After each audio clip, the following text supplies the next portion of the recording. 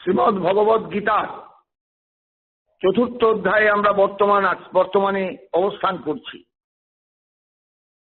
আমি একটুখানি সাংসারিক চাপের মধ্যে, আমার বিভিন্ন পরিচিত জনের আসা যাওয়ার মধ্যে ছিলাম বলে একটু অসুবিধা হয়েছে আমার গীতা পাঠ আপনাদের কাছে পৌঁছে দিতে। সেই জন্য হয়তো মাঝখানে একটু গ্যাপ পড়ে গেছে। আপনারা নিশ্চয়ই সেটা অনুভব করে থাকবেন, কারণ এই সময়ে নিয়ম সেবা মাসে একটু অন্যরকম ভাবে দিনটা কাটে, অন্যরকম ভাবে জীবনটা আবর্তিত হয়। সেই কারণেই কিছুটা আমি ব্যস্ত। তবুও ব্যস্ততার মধ্যে আমার প্রতি মুহূর্তে মনে পড়ে আপনাদের কথা, গীতার আলোচনা। যে জায়গাটায় বর্তমানে আমরা আছি সেই জায়গাটা কিন্তু অত্যন্ত জটিল এবং অত্যন্ত কঠিন। দ্রব্যযজ্ঞা স্তপযজ্ঞা যোগযজ্ঞা তথা পরে সাধ্যায় জ্ঞানযজ্ঞাশ্চ যতয় সংসিতব্রতা। যে যজ্ঞগুলোর কথা বলা হয়েছে ইতিপূর্বে, সেই যজ্ঞগুলোকে এক জায়গায় এনে দ্রব্যযজ্ঞ, স্তপযজ্ঞ, যোগযজ্ঞ, সাধ্যায় যজ্ঞ এবং জ্ঞানযজ্ঞ, যারা সংসিতব্রত, দৃঢ়ব্রত, না মন্ত্রের সাধন এবং অথবা শরীর পাতন, মন্ত্রের সাধনে আমাকে নামতে হবে, এইভাবে যারা যজ্ঞ ক্রিয়ায় ব্যস্ত হন, নিজেকে নিয়োজিত করেন, সেই যজ্ঞগুলোর কথা ভগবান উল্লেখ করলেন।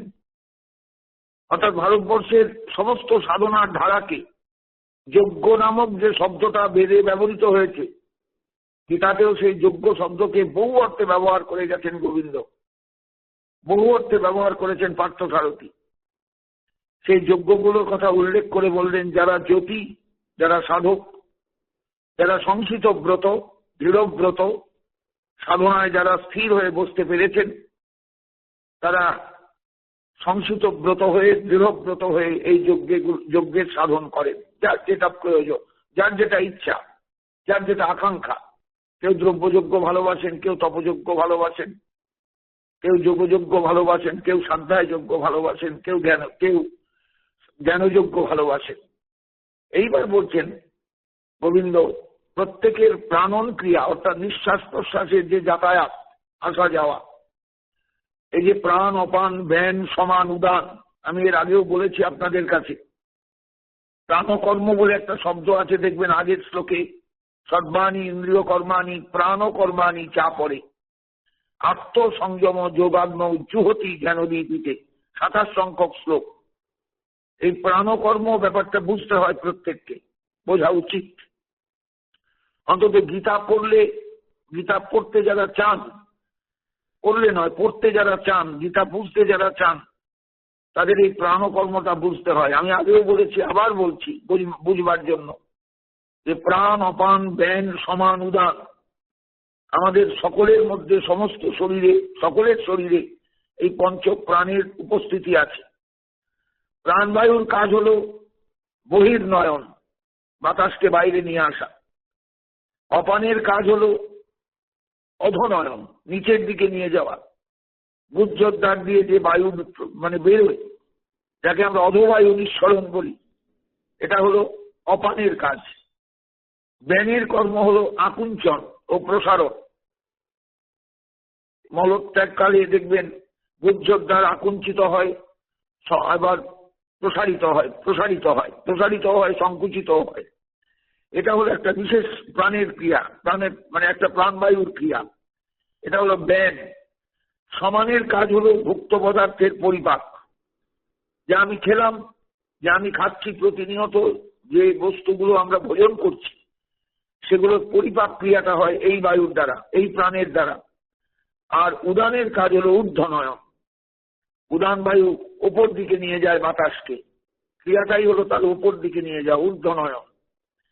এই বললেন, পরিষ্কার ভাষায় বললেন ভগবান, যে অপানি জুহতি প্রাণং প্রাণে অপানং তথা পরে প্রাণাপান গতিরুদ্ধা প্রাণায়াম পরায়ণা অপরে নিয়তাহারা প্রাণান প্রাণেষু জুহতি।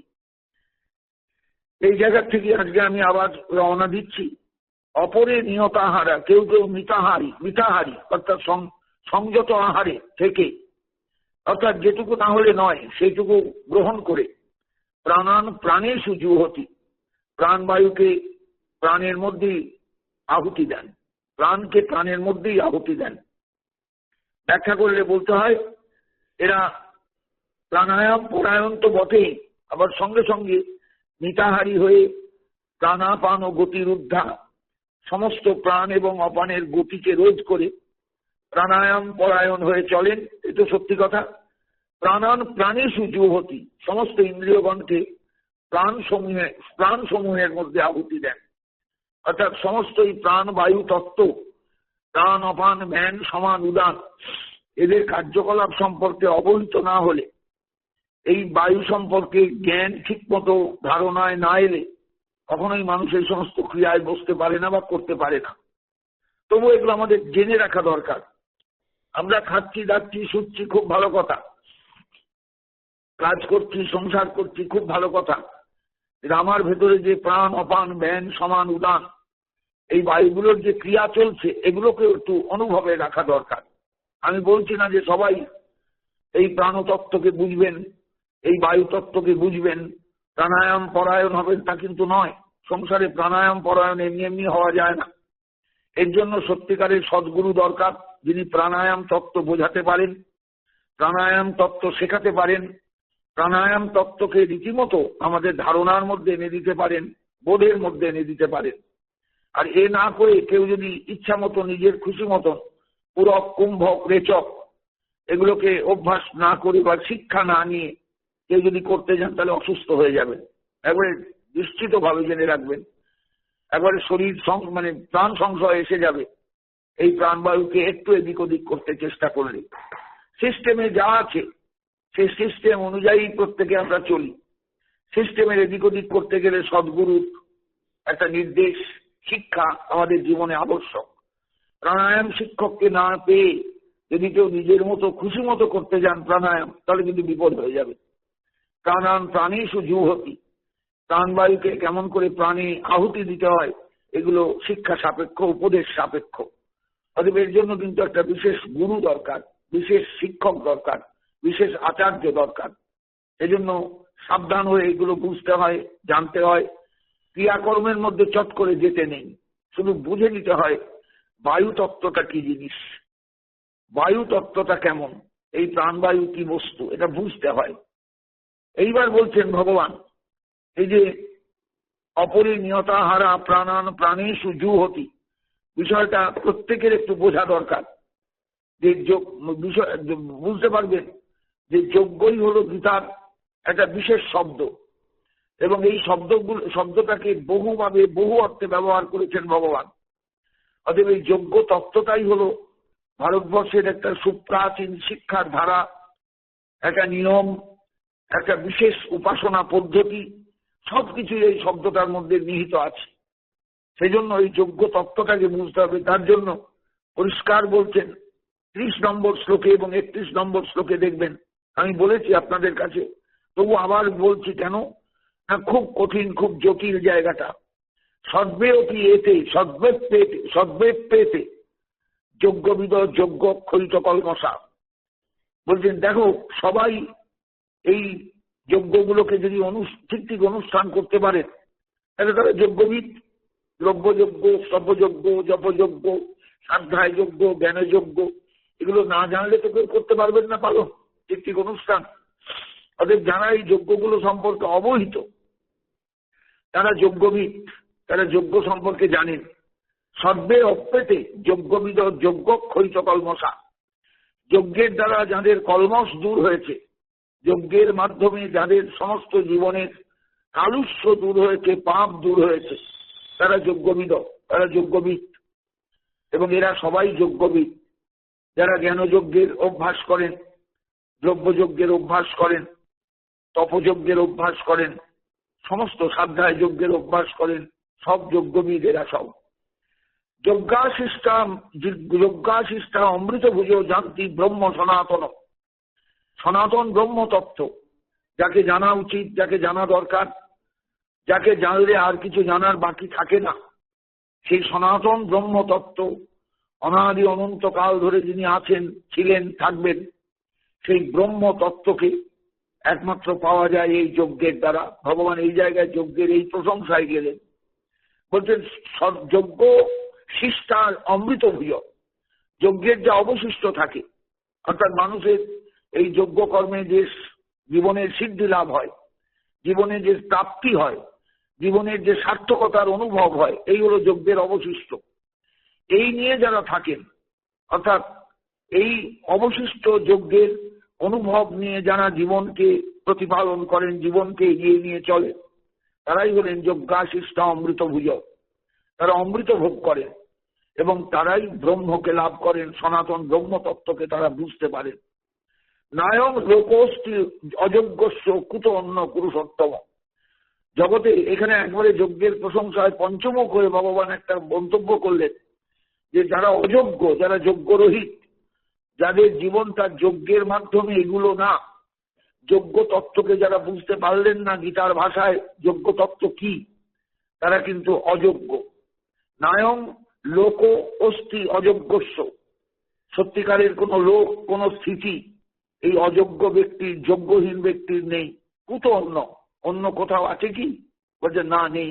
হে কুরুসত্তম, হে কুরুকুলের শ্রেষ্ঠ এক ব্যক্তি অর্জুন, তোমার কাছে আমার এইটাই মন্তব্য, এইটাই মানে একদম একটা কনক্লুশন এই বক্তব্যে, যে জীবনে যোগ্য তত্ত্ব বুঝবার চেষ্টা করো, যোগ্যবিদ হও, এটাই হলো নির্দেশ।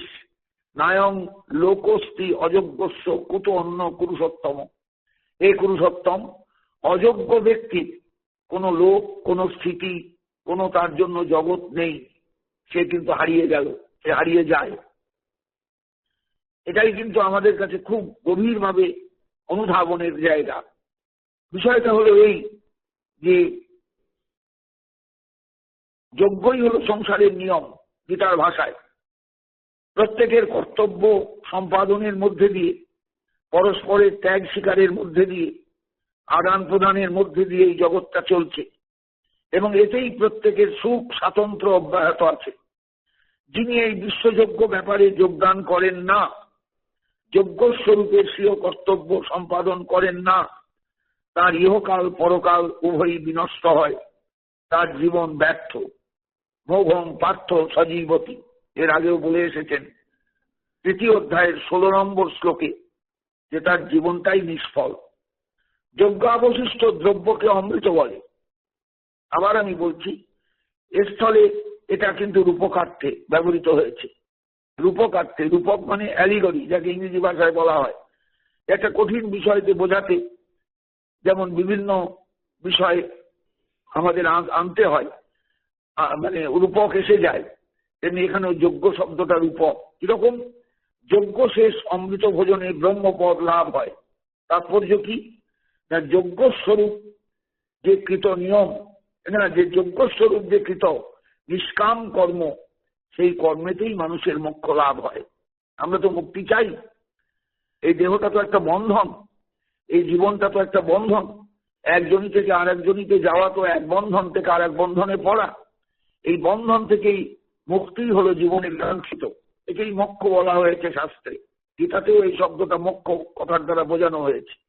সেই মোক্ষ পেতে গেলে প্রত্যেক মানুষের জীবনে যোগ্য তত্ত্বকে বোঝা দরকার। যোগ্য মানেই হলো নিষ্কাম কর্ম, সেই কর্মের দ্বারাই মোক্ষ হয়। এটাই হলো মূল তাৎপর্য। এবং বহুবিধা যজ্ঞা বিততা ব্রহ্মণ মুখে কর্মযান বিদ্যুতান সদ্বান এবং যাত্রা বিমক্ষসে। এইবার ভগবান বলছেন 32 নম্বর শ্লোকে এসে যে দেখো, ব্রহ্মণ মুখে, আহুতি তো অগ্নির মুখে দিতে হয়, কিন্তু গীতার ভাষায় ভগবান বলছেন ব্রহ্মণ মুখে, ব্রহ্মের মুখে আহুতি দিতে হয়। অর্থাৎ যজ্ঞের প্রাপ্তি হলো ব্রহ্ম প্রাপ্তি, যজ্ঞের প্রাপ্তি হলো ব্রহ্মবোধ, যজ্ঞের প্রাপ্তি হলো ব্রহ্ম চেতনা লাভ। অতএব সেই ব্রহ্ম চেতনা যতদিন না আসছে জীবনে, সর্বভূতে ব্রহ্মবোধ, সমস্ত জগতের সবকিছুর মধ্যে ব্রহ্মতত্ত্বের অনুভব, এটাই তো জীবনে কাঙ্ক্ষিত। ব্যাপারটা বুঝবেন ভালো করে, খুব ভালো করে বুঝবেন, বুঝবার চেষ্টা করবেন। আমাদের জীবনের সাধনায় কাঙ্ক্ষিত কি? এই সমস্ত চরাচর বিশ্ব ব্রহ্মাণ্ড সবই তো ব্রহ্মময়।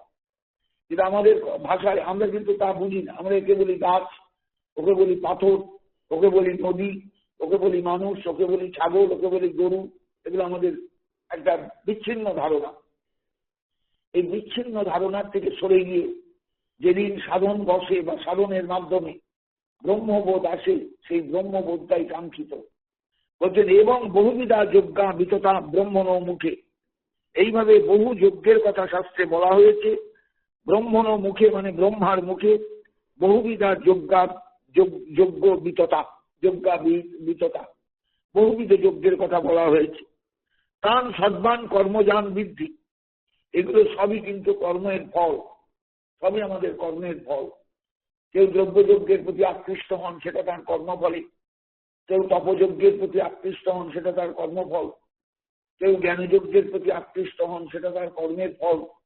কেউ সাধ্যায় যজ্ঞের প্রতি, গ্রন্থ পাঠ, শাস্ত্রাভ্যাস এর প্রতি আকৃষ্ট হন, সেটা তার কর্মের ফল। তাদের এগুলো কর্মজ। এবং জ্ঞাতা বিমোক্ষসে, এগুলোকে যদি বুঝতে পারে মানুষ, তাহলে এই জ্ঞানের দ্বারাই সে বিমুক্তি লাভ করে। কারণ তার জীবনে এই বোধটা আসে, আমাকে যজ্ঞে ব্যাপৃত থাকতে হবে সর্বদা। আমার সমস্ত জীবনের ক্রিয়াকর্ম, কানুন নয়, ক্রিয়াকর্ম সবকিছু কিন্তু যজ্ঞস্বরূপ। ওই যে প্রথম বলে এসেছেন ব্রহ্মার্পণং ব্রহ্ম হবি, ব্রহ্মান্ন ব্রহ্ম নাহুতম, ব্রহ্মৈব তেন গন্তব্যম ব্রহ্ম কর্ম সমাধি না। ব্রহ্ম কর্ম সমাধি শব্দটা মারাত্মক শব্দ। অর্থাৎ জগতের সমস্ত ক্রিয়াকে, জীবনের সমস্ত ক্রিয়াকে, কর্মকে ব্রহ্ম কর্মে পরিণত করা এবং সেই কর্মে সমাহিত হওয়া।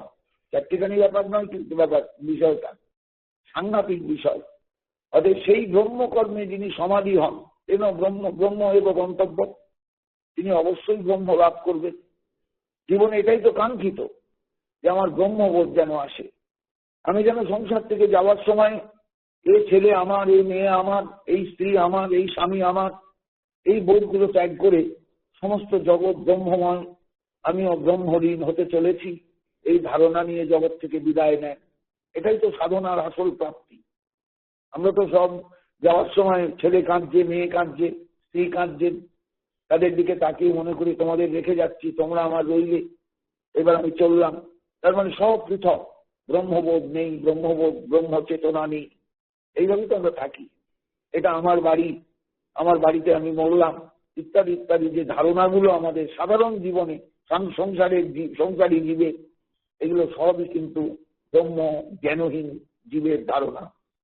কিন্তু গীতা চেয়েছেন, গীতার যিনি প্রবক্তা, তিনি চাইছেন মানুষ ব্রহ্মবোধ নিয়ে জগতে থাকুক, ব্রহ্মবোধ নিয়ে জগতে সমস্ত কর্ম করুক, সব কর্ম যেন তার ব্রহ্ম কর্মে সমাধি প্রাপ্ত হয়, সমাধি লাভ করে, সমস্ত কর্মই যেন ব্রহ্ম কর্মরূপে পরিগণিত হয়, এবং জীবনের শেষ মুহূর্তে সংসার ত্যাগের সময় সে যেন প্রকৃত ব্রহ্মবোধ নিয়ে, ব্রহ্ম জ্ঞান নিয়ে জগৎ থেকে বিদায় নেয়।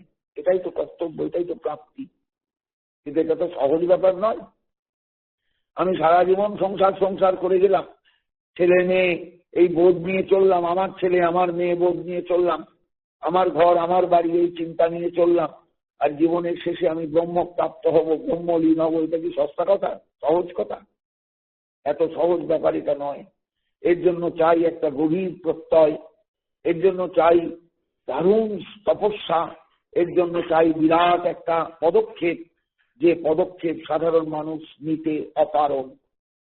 তবুও ভগবানকে বলতে হবে, গীতার প্রবক্তাকে বলতে হবে, ভারতবর্ষের সুমহতি যে সাধনার ধারা, বিরাট যে সাধনার ধারা চলে আসছে হাজার হাজার বছর ধরে, কত মুনি ঋষি, কত তপস্বী, কত সাধক এই সাধনার ধারায় নিজেদের সমর্পণ করেছেন, সাধনাকে এগিয়ে নিয়ে গিয়েছেন, ধারাকে এগিয়ে নিয়ে গিয়েছেন, পরম্পরা রেখে গিয়েছেন। তাদের দিকে একটু তাকাবার দৃষ্টি কিন্তু আমাদের নেই। গোবিন্দ কিন্তু তাকিয়েছেন সকলের দিকে। যিনি দ্রব্যযাজ্ঞিক তার দিকেও তাকিয়েছেন, যিনি যোগযাজ্ঞিক তার দিকেও তাকিয়েছেন, তিনি তপযাজ্ঞিক তার দিকেও তাকিয়েছেন, তিনি সাধ্যায় যাজ্ঞিক তার দিকেও তাকিয়েছেন, সমস্ত সবারই দিকে তাকিয়েছেন। যিনি জ্ঞানযাজ্ঞিক তার দিকেও তাকিয়েছেন। এইভাবে সকলের দিকে দৃষ্টি দিয়ে ভারতের সুমহান যে অতীতকাল ধরে যে সাধনার ধারা চলে আসছে, সেই সাধনার ধারাকে আমাদের সামনে দিয়েছে। তোমরা এবার নিজেরা বুঝে নাও তোমরা কোন দিকে যেতে চাও। কারণ ব্রহ্মের মুখে আহুতি বহুভাবে হতে পারে, বহুভাবে হতে পারে। জগৎটাই তো ব্রহ্মময়। অতএব আমার সমস্ত কর্তব্য কর্মকে আমি কোথায় সমর্পণ করব, আমাকে সেটা বুঝে নিতে হবে, আমাকে সেটা অনুভব করে নিতে হবে। তবেই আমার ব্রহ্মযজ্ঞ, তবেই আমার ব্রহ্মার্পণ সার্থক হবে। শুধু ব্রহ্মার্পণ হলেই তো হলো না, সবকিছুকে ব্রহ্ম বলে চিন্তা করতে হবে। ব্রহ্ম ব্রহ্ম ব্রহ্ম অর্পণটাও ব্রহ্ম, অগ্নিটাও ব্রহ্ম, আর আগুনটাও ব্রহ্ম। যাজ্ঞিক আমি আহুতি দিচ্ছি, আমিও ব্রহ্ম, সমস্ত ব্রহ্মময়। আসলে ভক্তি জগতে এসে কিন্তু এই জায়গাটা থাকবে না। আমরা বর্তমানে ভক্তি জগতে যে জগতে বিচরণ করি, সেই জগতে এই সমস্ত কথা বললে ভক্তরা হাসবেন যে কি উদ্ভট আলোচনা। কিন্তু না, গীতা কিন্তু উদ্ভট আলোচনা করেননি। গীতা ভারতবর্ষের সুমহান অতীতকালের থেকে এসে আজকে পর্যন্ত যে সাধনার ধারাগুলো এসেছে, সব ধারাগুলোকে চিহ্নিত করছেন। এটাও তো জ্ঞান।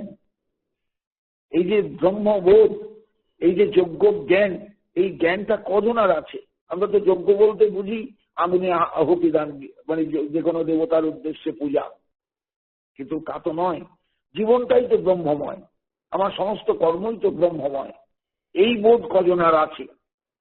এই জন্য প্রত্যেকের বুঝতে হয় ব্রহ্মের মুখে বিস্তৃত বা বিহিত এবং এবং বহুবিধা যজ্ঞা বিততা ব্রহ্মণ মুখে। ব্রহ্মের মুখে বিস্তৃত বিহিত আছে, মানে বিততা মানে বিস্তৃতা। একথার তাৎপর্য এই যে জ্যোতিষমাদি শ্রৌত যজ্ঞ অগ্নিতে হবন করা হয়, এবং পরে এবং শাস্ত্রে এই কথা বলা আছে, এই কল্পনা আছে যে অগ্নি দেবতাদের মুখ। কিন্তু যোগযজ্ঞ, তপযজ্ঞ এই শব্দগুলো লাক্ষণিক যজ্ঞ, লৌকিক অগ্নিতে হয় না। যোগযজ্ঞ কি এই অগ্নিতে আহুতি দিতে হয় না, তপযজ্ঞ কি অগ্নিতে আহুতি দিতে হয় না, দেবতার মুখেও দিতে হয় না। কিন্তু সাক্ষাৎ ব্রহ্মের মুখেই তা দিতে হয়, ব্রহ্মেতেই তা অর্পিত হয়। যজ্ঞ মাত্রই ব্রহ্মের উদ্দেশ্যে কৃত। কেউ বলেন এর স্থলে ব্রহ্ম অর্থ বেদ, এবং ব্রহ্মের মুখে বিস্তৃত হইয়াছে একথার অর্থ হলো বিস্তৃত হয়েছে, একথার অর্থ হলো বেদে নিহিত হয়েছে। সকল তত্ত্বই বেদে আছে, এই উক্তি গৌরব মাত্র।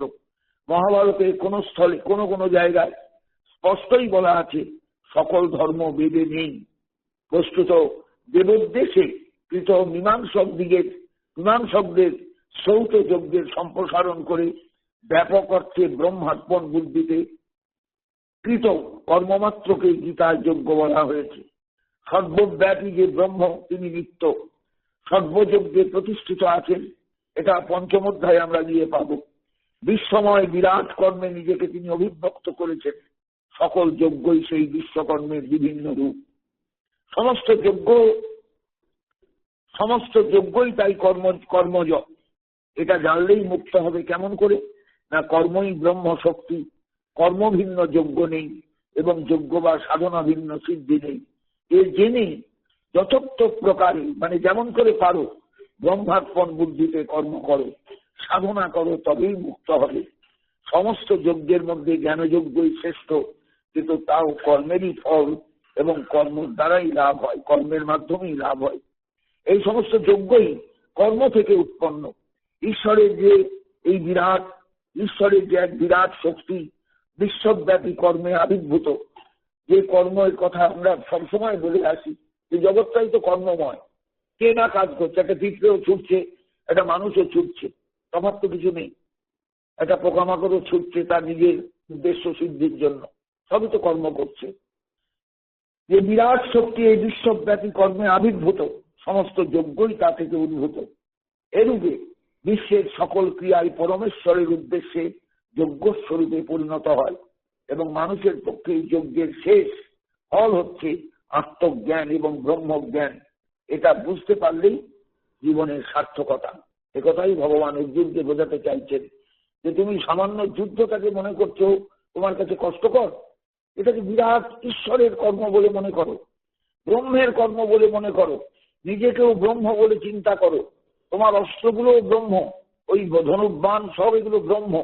তুমি সেই ব্রহ্মের একটা নির্দেশ পালন করছো মাত্র, বা ব্রহ্ম সাধনায় তুমি ব্যাপৃত, তুমি নিজেকে সেইভাবে চিন্তা করো, সমস্ত তোমার কর্মকে ব্রহ্ম কর্মে সমাধি প্রাপ্ত করাও, তাহলেই তো তোমার লেখা চুকে গেল।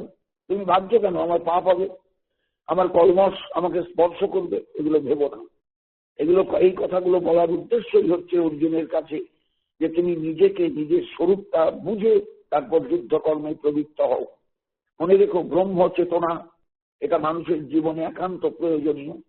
সর্বং খল্লিদং ব্রহ্ম, এটা শুধু উপনিষদের শব্দ নয়, উপনিষদের কথা নয়, এটাই সাধনার অনুভব। এই সাধনার অনুভবকে ভগবান এই জায়গায় অর্জুনের কাছে প্রকাশ করে অর্জুনের যুদ্ধটাকেও সাধনার চরম একটা স্তরে উন্নীত করে দিয়েছেন। এই যুদ্ধটাও ব্রহ্মকর্ম। পরিষ্কার ওই ব্রহ্মার্পণং ব্রহ্ম হবি, ব্রহ্মান্ন ব্রহ্মণাহুতম, ব্রহ্মৈব তেন গন্তব্যং, ব্রহ্মকর্ম সমাধি। এই সংসারটা তো তাঁর ইচ্ছায় চলছে। আমি এখানে কে? আমি তো নিমিত্ত মাত্র, আমি তো নিমিত্ত মাত্র। অর্জুন এখনো নিমিত্ত মাত্র এটা বুঝে উঠতে পারেননি। তিনি নিজেকে এখনো কর্তা ভাবছেন। অর্থাৎ জীবের যতক্ষণ অহংকার থাকবে ততক্ষণ তার বিপদ সাংঘাতিক। যেদিন সে অহংকার বিমুক্ত হয়ে সব কিছু ব্রহ্মে সমর্পণ করে কর্তব্য কর্মে যুক্ত হতে পারবে, সেদিন তার মুক্তি। প্রকৃত ব্রহ্ম চেতনা যেদিন সে লাভ করবে, ব্রহ্ম জ্ঞান যেদিন সে লাভ করবে, নিষ্কাম কর্মের দ্বারা ব্রহ্ম জ্ঞানের যে স্তর, সেই স্তরে যেদিন উন্নীত হবে, সেই দিনই তার মুক্তি। এই হলো আসল কথা। আমি হয়তো কথাটাকে একটু চেষ্টা করলাম সহজ করতে, তবে চেষ্টা করলেও আমি জানি যে বিষয়টা কিন্তু এত সহজ নয়, বিষয়টা জটিল, বিষয়টা কঠিন। প্রত্যেকে বারবার কথাগুলো পড়বেন, শ্লোকের দিকে তাকিয়ে পড়বেন, শ্লোককে যে বুঝে পড়বেন, তবে বুঝতে পারবেন কথাগুলোর গূঢ়ার্থ কোন জায়গায়, আসল তাৎপর্য কোন জায়গায়। অর্থাৎ ভগবান এই যজ্ঞ শব্দটাকে বিভিন্ন ভাবে প্রয়োগ করে আমাদের ভারতবর্ষের যে সাধনার ধারা, সেই সমস্ত সাধনার ধারায় যে মূল একটাই তার লক্ষ্য, ব্রহ্মজ্ঞান লাভ, ব্রহ্ম চেতনা লাভ, ব্রহ্মবোধে উন্নীত হওয়া। জীবনে এছাড়া তো আর কোনো কাজ নেই। আমার সমস্ত সত্তায় যেদিন ব্রহ্ম চেতনা একদম খেলে যাবে, সেদিন তো আমার সত্যিকারের রেহাই জীবন থেকে। এই যে বদ্ধ জীবন যাপন করছি, একজনই থেকে আরেকজনিতে ঘুরছি, কর্মফল ভোগ করছি, এই সব কিছুর থেকে আমি মুক্ত হব যেদিন আমার সমস্ত কর্ম, সমস্ত কিছু ব্রহ্মেতে সমর্পিত হয়ে যাবে।